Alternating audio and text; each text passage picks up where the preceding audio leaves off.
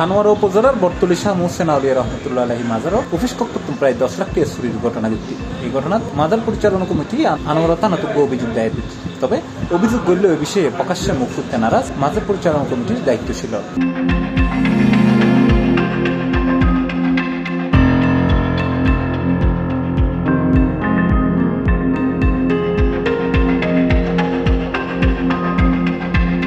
অভিযোগ সূত্রে জানা গিয়ে গত জুলাইয়ের 8 তারিখ মঙ্গলবার রাত 11টা থেকে জুলাইয়ের 9 তারিখ ভোর 7:30টার মধ্যে মাজার প্রাঙ্গণে অবস্থিত অফিস কক্ষের ভিতরে রাখা উগ্র গাছের বাক্সর দুও তালা ভাঙি মোট 9,82,000 টাকা চুরি করে লয়ে গিয়ে চুরাইয়াল।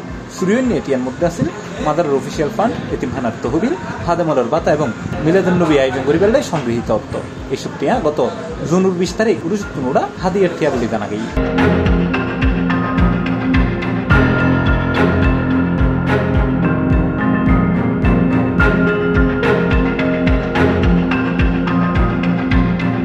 জানা যায় শুরুর আগের দিন রাত 11টা পর্যন্ত অফিসে মিটিং করতে আসিল মতোয়াল্লি। পরের দিন সকালে আয়ের দেখে তালাভাঙ্গা বাক্স ধন টিয়া নাই।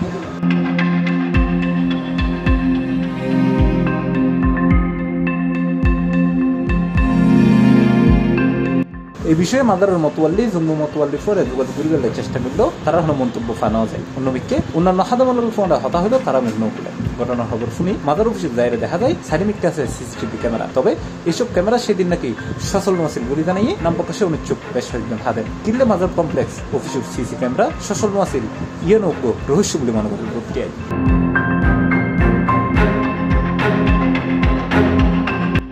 ইন্ডিয়া বিষয়ে আনোয়ারা থানার officer in charge Mohammad Monir Hossain C+ টিভির হয়।